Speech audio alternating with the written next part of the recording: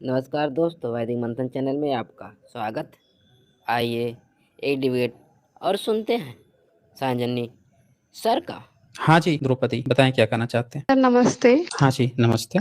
बोलिए। सर मेरा हिंदी थोड़ी अच्छी नहीं है तो प्लीज आप मैं एक ऐसी फैमिली को बिलोंग करती हूँ जहाँ रोज सुबह से लेकर शाम तक पूजा और भजन कीर्तन लगा रहता है। मतलब मेरी मम्मी पापा रोज जाते हैं, मेरी मम्मी रोज पूजा करती है और हमें बचपन से भी यही सिखाया गया है कि भगवान के बिना तुम कुछ भी नहीं हो। और एक इंसिडेंट मैं आपसे शेयर करना चाहती हूँ कि मेरी एक दोस्त है, मतलब लड़का दोस्त है, हम लोग ओबीसी हैं। तो मेरी जो दोस्त है, मेरा जो लड़का वाला दोस्त है, उसको एक एससी लड़की से प्यार हो गया था। तो उनका प्यार 10 साल का था, लेकिन जब उसकी मामा को पता चली तो उन्होंने कहा कि वो शादी नहीं हो सकती, क्योंकि उनका वो जो एक होता है उनके गांव में, अगर कोई दूसरे मतलब नीचे जाति से अगर आप शादी करोगे तो फिर उनका वो क्या बोलते हैं उनको, मतलब सोसाइटी से अलग कर देते हैं, उनके घर में कोई नहीं जाता है, ऐसा कुछ होता है। तो उन लोगों ने जब अपने गांव में वो बिठाया, वो मीटिंग बिठाया, तो उन्होंने कहा कि आपका जो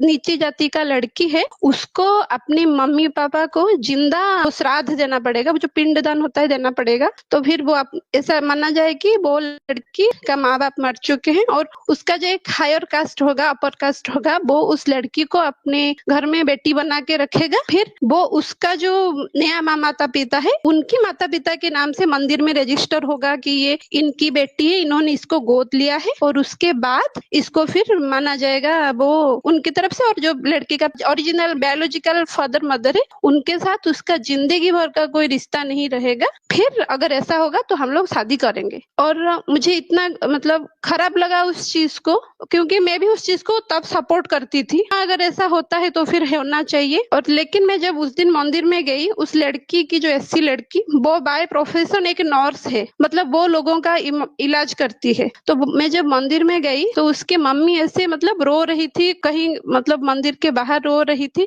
कि मेरी बेटी मतलब मार दिया गया मेरे को, ऐसा कुछ। तो फिर जो भी हुआ, उसका शादी हुआ। लेकिन जब उनका रिसेप्शन था उस दिन, क्या हुआ, वो लड़की का भाई आ गया कुछ गिफ्ट्स लेके अपनी भाई बहन को आखिरी बार देखने के लिए। तो मेरा जो दोस्त का जितना आयोजन हुआ था खाने के लिए, उनके गांव से कोई नहीं आया, क्यों ये बोलकर कि उस बोले एससी लड़की का भाई तुम्हारे घर में आया तो तुम्हारा सारा खाना वो सब अपवित्र हो गया है, अब हम लोग नहीं जाएंगे। तो वो फिर 1.5-2 लाख का उनका जो खाना था वो सब फेंका गया। मैं भी गई थी उस शादी में। तो सर आप बताइए, जब इस तरीके के सोच रखने वाले लोग हमारे सोसाइटी में अभी मौजूद हैं, तो आपको लगता है कि कुछ हो पाएगा यहाँ? मतलब हाँ, एक और चीज ऐड करने वाली हूँ, वही एससी कास्ट के जब हमारे एरिया के एमएलए या फिर एमपीज उनके घर में जाते हैं, वो उनको अपने रसोई में लेके जाते हैं, घर में बिठाते हैं, लेकिन जब उनके घर में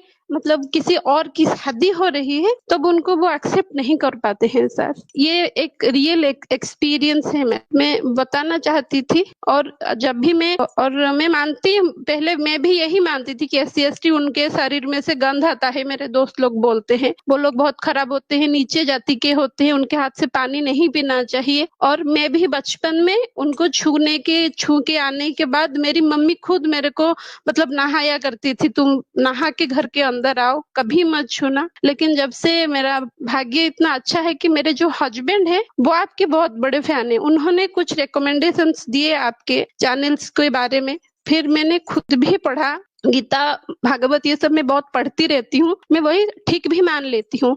लेकिन जिस दिन वो वाला श्लोक मैंने पढ़ा, वो जो स्वधर्म विगुण ऐसा कुछ है, वो श्लोक मुझे याद, परधर्म भयावह ऐसा कुछ है, उस दिन तो मेरा मतलब दिमाग हिल गया कि भगवान तो ऐसा कभी नहीं बोल सकते हैं कि अगर खुद का धर्म दोष मतलब बहुत ज्यादा दोष युक्त है, उसमें बहुत सारा दोष है, तो आप उसको अपनाओ। भगवान तो यही बोलेगा ना, जो सही है वो सही है, चाहे वो किसी भी धर्म किसी भी जाति का है। तो सर ज्यादा बोल दिया, तो यही बोलना था मुझे। हाँ हाँ, आपने बिल्कुल सही कहा है। हम आपकी पूरी बात को हम लोगों ने सुना है, और आपने जो भी बात कही है ना, उसमें एक बात ये ध्यान देने वाली है कि जो कृष्ण की जो गीता बताई गई है जिसमें आपने कहा कि ये बातें कही गई वो बिल्कुल सही है। उसमें वही बात है कि अगर हमारे धर्म में कुछ दोष है भी तो भी हमको वही चीज करना चाहिए। अब बताइए महिला के लिए वो क्या होगा? महिला के लिए तो यही बात होगा ना कि तुमको जो जो काम समझा दिया गया है घर परिवार वालों ने, उसमें भले ही दोष है, तुमको कष्ट हो रहा है, तुमको ही सारे कष्ट हो रहे हैं, फिर भी तुमको चूंकि तुम्हारा ये काम दिया गया है तो तुमको यही काम करते रहना है। परिवर्तन की बात नहीं करते ना। तो धर्म ग्रंथ जितने भी हैं आप चाहें जितना उस पर बिलीव कर लीजिए, वो परिवर्तन की बात ही नहीं करते। और जब परिवर्तन की बात नहीं करते हैं तो उससे कभी चेंज नहीं आता। अब ये देखिए, ये मैं वो श्लोक दिखा देता हूँ, फिर आपकी जो पहली वाली जो बात थी उसको हम लोग उस पर डिस्कशन करेंगे कि क्या चीजें चल रही हैं। ये गीता का 18वां चैप्टर का ये वाला श्लोक था, 47 नंबर, यही था ना। श्रेया अश्न धर्मो विगुणः परम धर्म स्वनुष्ठितातम। जी सर। अच्छी प्रकार आचरण जी किए हुए यही दूसरे था। के धर्म से गुण रहित भी अपना धर्म श्रेष्ठ है। मतलब अपने में काफी कमी है, गुण रहित है, कुछ भी नहीं है, तब भी अपना ही श्रेष्ठ है, ये बताया जा रहा है। अब बताया जा रहा है कि वही काम करते हुए आपको पाप नहीं लगेगा। तो भाई जब उसमें खराबी है, अच्छा चीज नहीं है, फिर हम क्यों उसको करेंगे? सिर्फ इसलिए कि हमको कोई समझा दिया है कि आपको करते रहोगे तो आपको पाप नहीं लगेगा, अच्छा चीज कर लोगे तो पाप लग जाएगा। ये दरअसल हमें ये समझना पड़ेगा कि ये किताबें ना हम लोगों को कुछ न परिवर्तन करने की शिक्षा देती हैं। जैसे अर्जुन को कहती हैं कि तुम नहीं रख सकते, तुम क्षत्रिय हो तो तुमको सामने वाले को मारना ही पड़ेगा, उसे हत्या करवा के ही कृष्ण मानते हैं इस किताब में। तो अब ये चीज हमें ये समझ। अच्छा, अब आते हैं जातिवाद के मुद्दे पे कि जो उन लोगों ने कहा कि नहीं पहले कोई जनरल वर्ग जो है वो उसको गोद लेगा, जो ऊंची जाति है वो उसको गोद लेगा, सो कॉल्ड ऊंची जाति, फिर उसके बाद से उसकी शादी होगी और उसका भाई जब वहां पे चला जाता है तो वो पूरा खाना फेंकवा देते हैं, 1.5-2 लाख जितने भी खाने हैं। ये पता है भारत में क्राइम है ये ना, इस पर अगर कोई रिपोर्ट कर जी दे, सर। ये क्राइम है कि आपने सार्वजनिक रूप से एक बच्चे का इस तरह से अपमान किया, SC ST बच्चे का, कि वो अपनी बहन की शादी रिसेप्शन में जाता है, आप पूरा खाना फेंकवा दिए। इससे आप समझ सकती हैं कि समाज में कितना गहरा जातिवाद है। और हम लोग ये जो फाइट कर रहे हैं, आप देखें हम लोग जब भी इस तरह की फाइट करते हैं तो यहाँ पे वो कौन लोग आते हैं गाली गलौज करने के लिए, धर्म ग्रंथों को बचाने के लिए। इन्हीं धर्म ग्रंथों को ही मानने वाले ऐसी प्रैक्टिस कर रहे हैं और इन्हीं चीज को बचाने के लिए। और जो बचाने आते हैं, कभी आपने सुना है उनके मुंह से कि भाई हम अंतरराष्ट्रीय जाति विवाह करवा रहे हैं, हम अपने घर में करवा के एग्जाम्पल गोल सेट कर रहे हैं? कभी आपने ऐसा नहीं सुना होगा। मुंह से ऊपर से दिखाने के लिए बोल देंगे हाँ हाँ हम जाति नहीं मानते। अरे आपके मानने ना मानने का क्या होता है, समाज में प्रैक्टिस चल रही है। सोचिए ये कितनी गहरी बात है कि आज के OBC में ये प्रैक्टिस पाई गई कि वो इस तरह के काम कर रहे हैं। आप बुद्ध धर्म में, ओरिजिनल जी कल्चर में आप एक और होती। जी बोलिए बोलिए बोल लीजिए। जी सर, मतलब ये ओबीसी में हम लोग हैं तो हम लोग इतना ये छुआछूत इतना कर रहे हैं, और वही हम लोग जब किसी ब्राह्मण दोस्त के घर में जाते हैं, मैं नहीं बोलना चाहती, मतलब यहाँ के जो सबसे बड़ी हमारे जो मंदिर है उनके जो पुजारी हैं वो मेरी एक दोस्त है। तो जब हम उनके घर में शादी में गए थे तो उनके जो पत्नी थी, जो उन पुजारी जी की पत्नी थी, उन्होंने साफ, मतलब मेरे दोस्त ने मुझसे कहा था कि तुम यहाँ कहना कि तुम ब्राह्मण हो, किसी और जाति मत कह देना। तो तब मुझे पता नहीं था, तो मैंने उसको बोला हाँ हम लोग ब्राह्मण हैं, और बकायदा हमको बताया गया था कि कौन से ब्राह्मण हो ये भी बताना, नहीं तो फिर उनके पत्नी जो कहा हाँ वही ठीक है, तुम ब्राह्मण दोस्त ही बनाना, नहीं तो बाकी कोई जाति ही नहीं है। तो मुझे लगा शायद ये लोग हाँ ब्रह्म जानती इति ब्राह्मण वो कहते हैं हमको, तो शायद यही होगा कुछ, पता नहीं था। और फिर यहाँ जो है ना बड़ा मंदिर हमारा जो जगन्नाथ जी का, तो वहाँ पे तो मतलब इतनी उन लोगों का, मतलब क्या बताएं, मतलब हम लोगों का तो मतलब उनको हम लोग नमन करते हैं, वो लोग ऐसे हमको मतलब धिक्कार देते हैं, पता नहीं तुम इंसान ही नहीं हो। और फिर वही हम लोगों को हमारे बीच में भी ज्यादा कुछ बहुत सारा छुआछूत है। दिक्कत वाली बात ये है सर।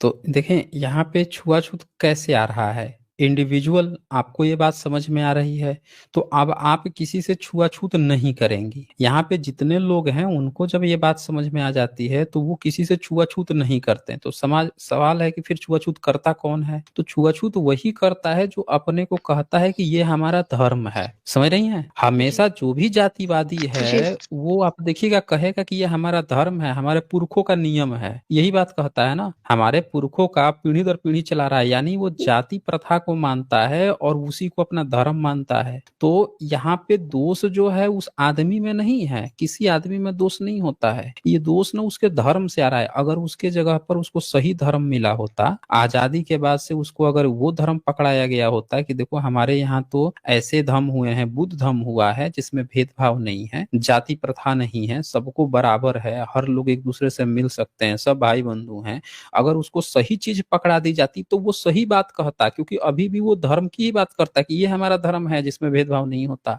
छुआछूत नहीं होती। तो इंसान गलत नहीं है, इंसान हमेशा अपने धर्म के अनुसार चलना चाहता है, लेकिन सवाल यह है कि उसको सही धर्म मिल रहा है या गलत धर्म मिल रहा है। गलत धर्म मिलेगा तो गलत धर्म से वो गलत चीजें प्रैक्टिस करेगा, मतलब संगत की बात है। बुरे लोगों के साथ रहेगा, चोर डकैत के साथ रहेगा तो चोरी डकैती करना सीखेगा, अच्छे लोगों के साथ रहेगा तो ज्ञान की बातें सीखेगा, कुछ इंफॉर्मेटिव बातें सीखेगा, कुछ क्रिएटिविटी सीखेगा। तो ये धर्म नहीं है, ये एक संगत है, आपको कौन सी संगत लेनी और देनी है। तो इसीलिए बाबा साहब ने संगत दिया, पूरे समाज को एक संगत दिया कि हमको इस संगत में आगे बढ़ना है ताकि ये भेदभाव, ये सारी चीजें हट सकें। अभी भी जो ओबीसी से हैं या किसी से भी हैं, अगर वो धम्म को, बुद्ध को मानेंगे तो उनके अंदर इतनी घृणा नहीं आएगी। हो सकता है कि जो सदियों से चला रहा है उसको हटाने में उनको थोड़ी झिझक हो, लेकिन प्राइमरा जो फेसी होता है उसमें ये तो वो एक्सेप्ट कर लेंगे ना कि हाँ यार मैं गलत कर रहा हूँ। या जब वो किसी से सलाह लेने जाएंगे तो बाकी के भी बुद्धिस्ट लोग होंगे, उनको सलाह देंगे नहीं इसमें कोई बुराई नहीं है,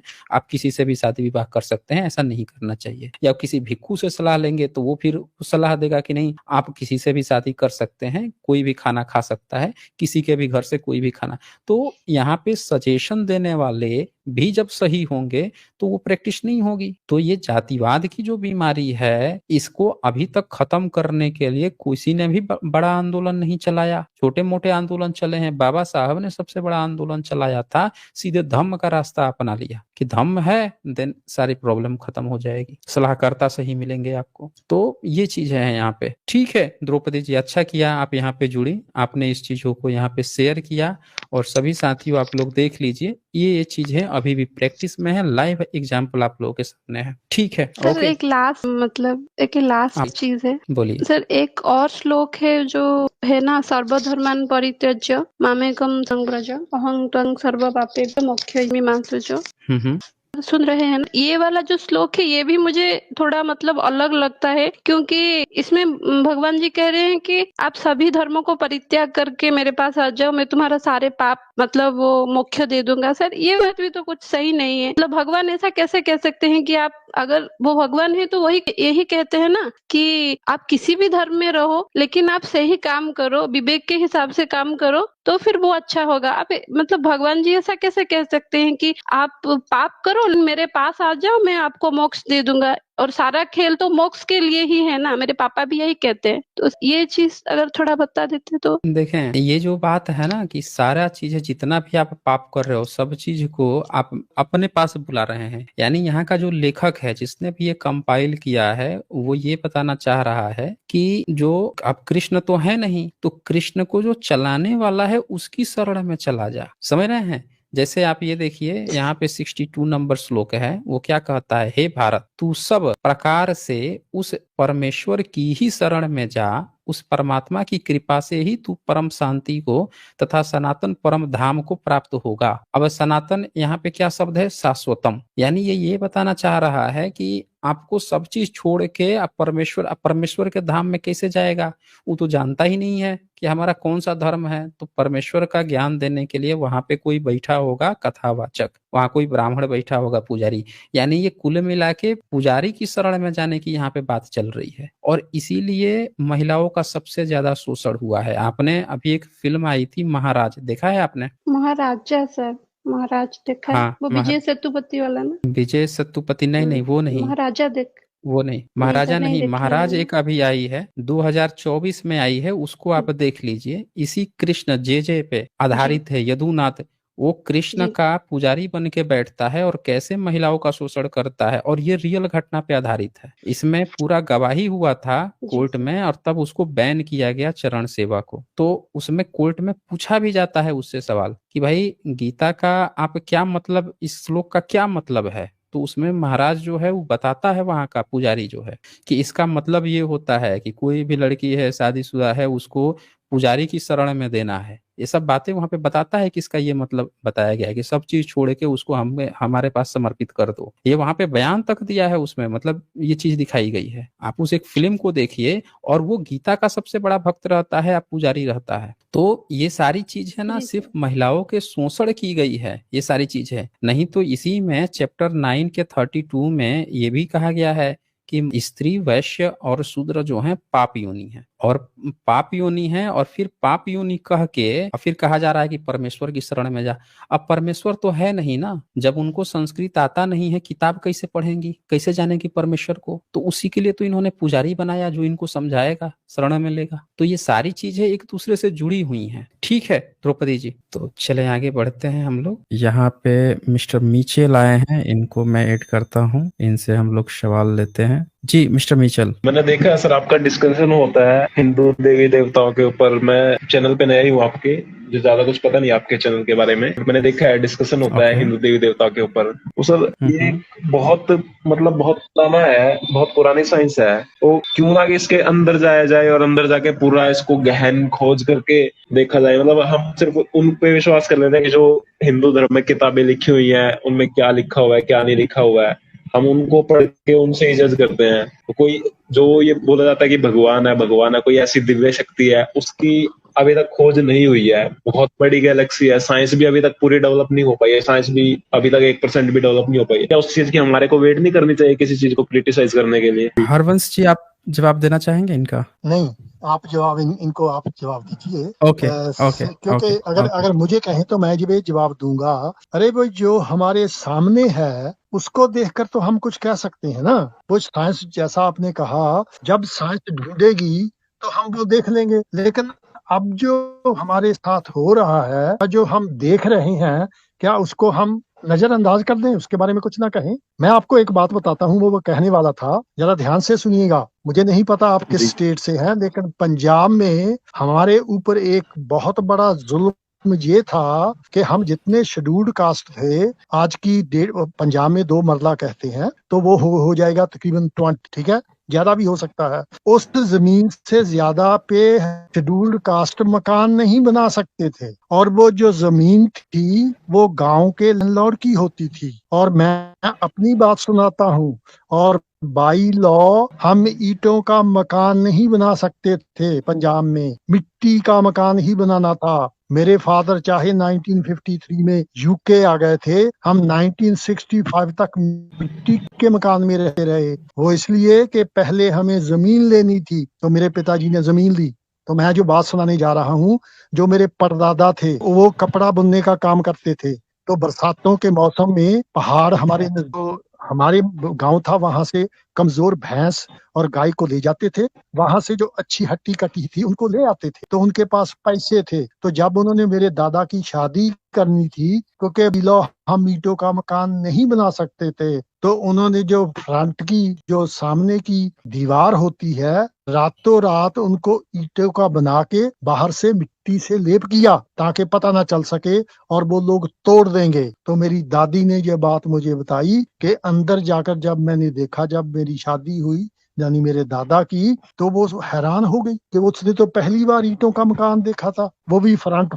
तो वो कहती, मैंने सोचा मेरा ससुर कितना है कि हम वक्त का इंतजार को पैसे होते हुए ईंटों का मकान नहीं बनाने दिया।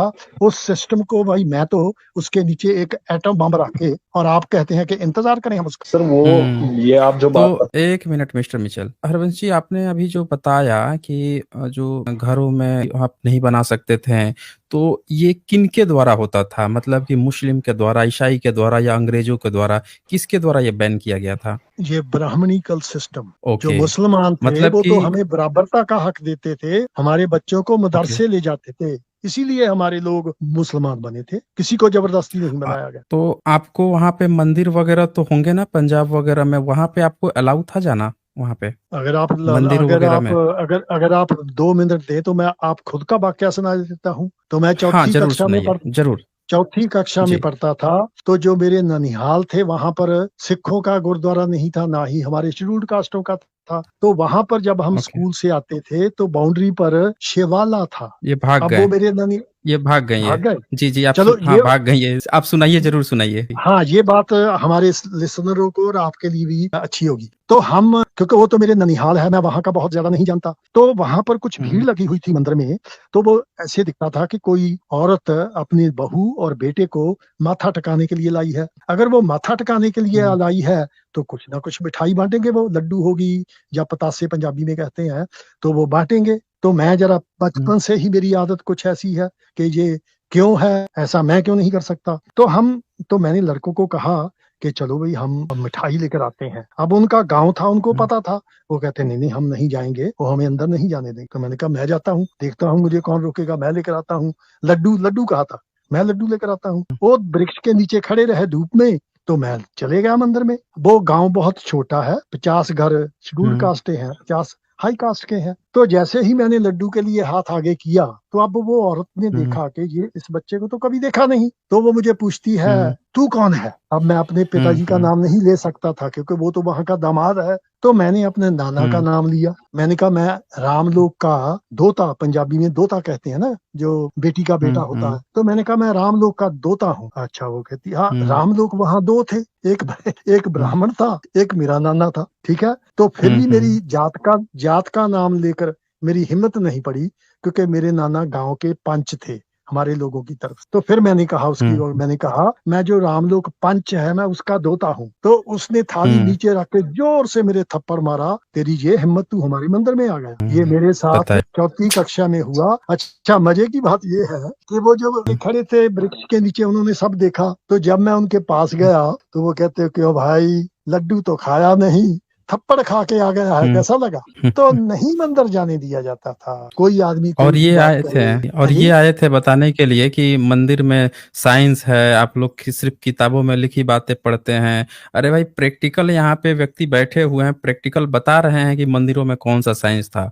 तब तो भगवान निकल के भी नहीं आ रहा था ना बचाने, कि भैया तुम लोग मेरे नाम पर क्यों मार रहे हो किसी को। तब तो फिर भगवान तो आपको आ हो नहीं रहा जाए, था बचाने। क्योंकि हमारा भी लाइफ का इतना एक्सपीरियंस है। चलो इंडिया छोड़ो, यूके की मैं आपको हम्म, एक बात सुनाता हूँ। यहाँ बुलवरहैम्पटन में बार बार कहता हूँ, वहां पर हम्म, हमारे भी लोग भी जो भोले भाले सीधे साधे चौथी पांचवी कक्षा में से आ गए हैं, तो वो हम्म, एक दिन उसको सपना आया। वो यहाँ वहां पे जी, कृष्ण का मंदिर था, उसको कृष्ण के हम्म, मंदिर का सपना आया कि वे मंदिर की बहुत बुरी हालत है, उसको ठीक करवाना हम्म, चाहिए। तो उसका शायद कपड़े का हम्म, बिजनेस था, हमारा बंदा था, शेड्यूल्ड कास्ट था, पंजाब की चमार हम्म, जाति का था। तो अब उसको ख्वाब आया, कृष्ण आया और उसने कहा। तो वो दूसरे दिन मंदिर में चले गया। तो वो पंडित से जी, जाकर कहने लगा कि देखो मुझे कल रात ये सपना आया, और यहाँ पर जो जो भी काम करवाने वाले हैं वो मैं इसको करवाऊंगा। तो उनको तो हम्म, सोने के अंडे देने वाली मुर्गी मिल गई। तो उन्होंने लिस्ट बनाकर उसको हम्म, थाम ली। तो उसने, यानी आज से कम 30 साल पहले 20-25 हजार पाउंड खर्च के जी, वहां पर उसको जितना काम था करवा दिया। आपको पता है कि यूके में आज भी अगर बस में बैठोगे, अगर आपके पास जी, आकर जो आदमी बैठेगा, मानो उसको हम्म, पता चल गया पंजाबी, तो वो इनडायरेक्टली आपको पूछेगा आपकी जाति क्या है, किसी ना किसी तरह। ओ, तो जब वहां मंदिर में उनको आहिस्ता आहिस्ता पता लगा कि अरे भाई ये तो शेड्यूल्ड कास्ट है, ये तो चम्यार है, पहले तो उसको फ्रंट में हम्म, बिठाते थे, इज्जत करते थे। जैसे ही पता लगा तो पंडित ने खुद कह दिया कि देखो जी, आपका बहुत बहुत धन्यवाद, आपने काम करवाया है, लेकिन आइंदा जब आप आओगे तो मंदिर में वो पीछे बैठा। तो ये यूके की बात है, तो भारत में तो होगा ही। तो यहाँ पर भी हम्म, ये लोग, ये तो बाबा साहब ने कहा है ना कि भारतीय हम्म, लोग यहाँ पर भी रोटी रोजी के लिए जाएंगे। अगर ये पानी का शिप भर के नहीं ले जा सकते तो सूटकेस में अपनी गंदगी और जातिवाद भर के ले आएंगे। तो वही बात हुई ना। अब एक अच्छी बात भी हम्म, आपको सुना दूं, कल जो कैलिफोर्निया स्टेट है अमेरिका की, वो सारी जी, स्टेट में कानून पास हो गया है कि अगर कोई जात की बेस पे किसी से डिस्क्रिमिनेट करेगा, उसको इतनी जेल और इतना फाइन होगा। तो ये अमेरिका यूएस में मतलब जातिवाद कौन कर रहा है, गोरे या ब्लैक, कौन लोग कर रहे हैं जातिवाद? अरे गोरे या तो ईसाई मैंने कर रहे पहले हैं भी या मुस्लिम कर रहे हैं? मैंने पहले भी कहा 26 साल की उम्र में जी। मुझे अंग्रेजों ने सुपरवाइजर बना दिया। ये तो वही ब्राह्मण करते हैं ना, ब्राह्मण करते हैं। जी, यहाँ से जो ब्राह्मण वहां जा रहे हैं वो जाति भी लेके जा रहे हैं और वहां भी जातिवाद कर बिल्कुल रहे हैं। बिल्कुल। ये बात कोई 20-22 साल की है। एक जी। हाई स्कूल में जा रहा था कुछ खरीदने के लिए, तो मेरे सामने 3 लड़कियां जा रही थी हमारी इंडियन, 12-13 साल की होंगी। तो वो आपस में बातें कर रही हैं इंग्लिश में। तो मैं पीछे हूं तो ऑब्वियसली मुझे सुनाई देगा। तो एक लड़की कहती है, that girl that Chamari face. देखो, यहाँ की पैदा हुई लड़की वो किसी चमारों की लड़की को कह रही है कि शायद चमारी होगी भी नहीं, बताइए। लेकिन उसका चेहरा इतना अच्छा नहीं होगा, लेकिन वो उसको कह रही है दैट गर्ल चमारी फेस। तो अब उसको किसने बताया? उनके माँ बाप ने बताया। वो कौन होंगे? 99%, वो ब्राह्मण होंगे। यहाँ तक एक पाठक ब्राह्मण था पंजाबी यहाँ, तो हमारे लोग उसको टीचर था, उसके पास को भेजते थे। वो हमारा एक लड़का बाद में हमारा वो सेक्रेटरी बना था, हमारी जो बुद्ध धर्म एसोसिएशन है। तो जब वो उसके पास ट्यूशन के लिए जाता था तो वो हाई कास्ट के बच्चों को तो अपने ड्राइंग रूम में बिठाता था, तो जो हमारे शेड्यूल्ड कास्ट के बच्चे होते थे उनको जो सीढ़ियां होती है ना, जहाँ बाहर पैसेज कहते हैं वो उनको वहां बिठाता जी। था। वो पाठक था, ब्राह्मण था पंजाब का। तो ये जो लोग हैं, जब ये बाबा साहब ने कितना सही कहा है ना कि जब तक इनके ग्रंथ हैं तब तक जात पात रहेगी। So we have to dynamite the Veda, जिनमें जातिवाद। जब तक ये इनके ग्रंथ रहेंगे जातिवाद रहे, ये स्पष्ट है। जी जी। तो पहले जो थे लिसनर वो भाग गए। हाँ, वो भाग गए। उनको विज्ञान बताना चाह रहे थे कि मूर्ति उर्ति में डेप्थ स्टडी है, साइंस वहां नहीं पहुंचा है। पर जैसे ही आपने उनको अपने बचपन में पहुंचाया, एक रियल घटनाक्रम दिखाया, वो भाग खड़े हुए। ये मैंने अपनी किताब में भी लिखा है, मैं बुद्ध ही क्यों, हाँ पंजाबी में है, वाई आई एम बुद्धिस्ट, मैंने उसमें भी ये लिखा है। तो इस तरह से ये लोग झूठ बोलते हैं। ये ब्राह्मणवाद जो है वो नफरत से भरा पड़ा है। इनका कृष्ण क्या, राम, हैरानी की बात है जिसको ये धर्म कहते हैं, हरे राम हरे कृष्णा, आपने देखा होगा ढोलकी से वो गाते हैं हरे राम हरे कृष्ण। पिछली समर में एक लड़की बिकिनी में, अंग्रेज लड़की, बिकिनी तो आप समझते हैं ना क्या है, जो सी साइड पे, अभी मैं हिंदी में क्या लफ्ज कहूँ, जो बरा जैसी होती है, नीचे अंडरवेयर होती है, वो पहन के सामने आगे नाच रही है और पीछे वो जो अंग्रेज थर्ड क्लास हरे रामा हरे कृष्णा बने हुए हैं, वो ढोलकी से हरे रामा हरे कृष्णा। क्या ऐसे धर्म फैलता है? एक आधनंगी लड़की को सामने नचाकर हरे रामा, वैसे खैर वो तो कोई हैरानी की बात नहीं, जब कृष्ण लोगों की बहू बेटियों के कपड़े उठाकर ले जाता था तो उसको फॉलो करने वाले भी तो यही करेंगे, हैरानी की बात तो नहीं है। लेकिन हमारे लिए तो है ना, हम ऐसा नहीं कर सकते। तो ऐसी बात है कि हम बाहर जो है वो बाबा साहब के नाम को हम कर रहे हैं, बाबा साहब के मैसेज को पहुंचा रहे हैं, और बाबा साहब का नाम जो है वो बाकी दुनिया में भी जैसे सूर्य होता है, उसकी रोशनी को कोई मध्यम नहीं कर सकता। बादल कुछ देर के लिए उसको छुपा सकते हैं लेकिन हमेशा के लिए। तो हमारे बाबा साहब भी दुनिया में एक सूर्य बन के चमक रहे हैं। आज बस इतना ही, फिर मिलेंगे हम अगली डिबेट के साथ अगले वीडियो में। तब तक के लिए नमस्कार।